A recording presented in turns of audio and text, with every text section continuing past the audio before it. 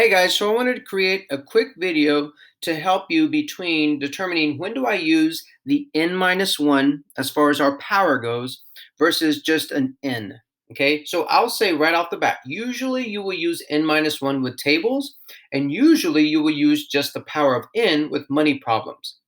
The confusion lies around this concept right here. What is considered your initial value, aka your first term? Okay, so if I come over here to this table, and I'm going to go through real quick, I'm going to put n is 1 into this explicit formula here. And if I put n is 1, I'm saying that I should get, as an answer, I should get 3. Okay, so notice real quick, the jump that exists between these a sub n values is 2. That's why we have a common ratio, or that multiplier, if you will, each jump by 2. Okay, we started at 3, which is this right here. And this is verifying this explicit formula that we've worked with the past couple of days. Okay, where that initial value, aka a sub 1, that first term, is whenever the initial value is happening when n is 1. Okay, so if n is 1, let me highlight that in gray. That's what I'm looking at on this table, and that's what I'm looking at plugging in to the n that's in the power. Okay, so 1 minus 1 becomes 0. Okay, 2 to the power of 0 becomes 1. And when I multiply that with this 3, I'll get 3 as an answer. Okay, that means my first term, aka a sub 1, right here, becomes 3 by doing the following that we just did. Okay, well, sometimes you don't have explicit formulas that are given to you as into or to the n-1. Even with the table, sometimes you'll have a power that's just n. And this is going to be a little bit different, not by much. The jump that you see in between these a sub n is still 2, but the number that you've been used to putting, like your first term, you're used to putting just a 3 right there. Well, it wouldn't work if it's to the power of n, okay? It wouldn't work because then it would be 3 times 2, which would be 6. And that's not the correct answer. That's actually the one to the right of it. So your value that's in front becomes a 3/2 in order to make this satisfy the table. Okay, so 3/2 times 2 would be 3.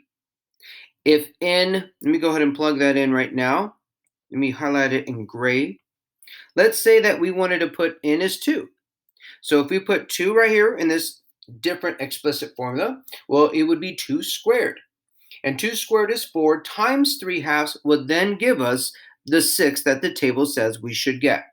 So again, notice the big difference between this to the power of n-1 and to the power of just n. They both will create the table. You just have to be careful as far as what you deem as your initial value, your first value. Okay? Now with money, usually with money, you will just do it to the power of n. And it deals with the equations that we've been working with, like compound interest or just regular interest per year. Let's look at this equation. A sub n is equal to the principal amount times 1 plus the rate, the interest rate that is, and it's to the power of n. Okay, so this one is growing. That's why I have a plus here. It's by 3%, so that r is going to be 0.03. And when I add it to this 1, that's how I get this 1.03 is what's happening.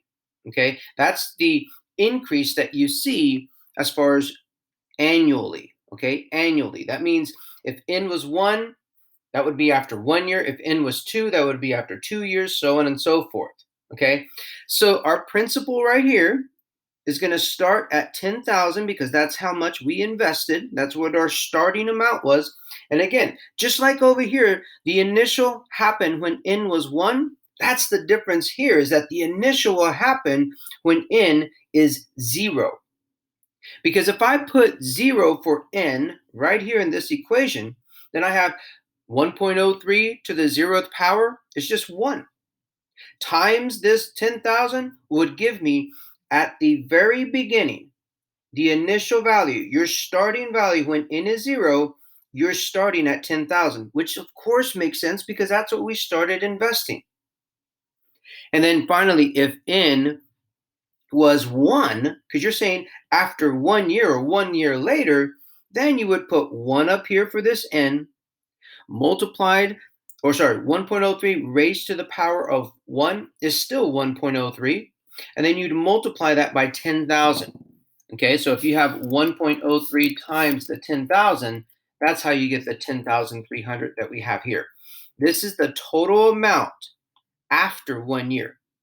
So again, just recap, n-1 versus n, it's all about the initial value.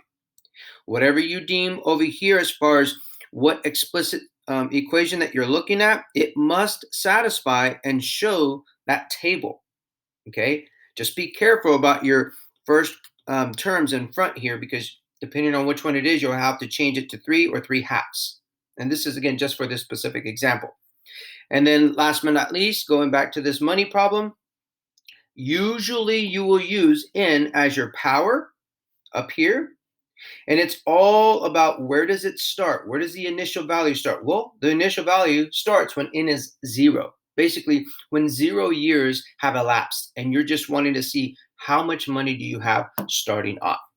So that's the big difference, guys. Hope this video helps. It should. Please let us know if you have questions.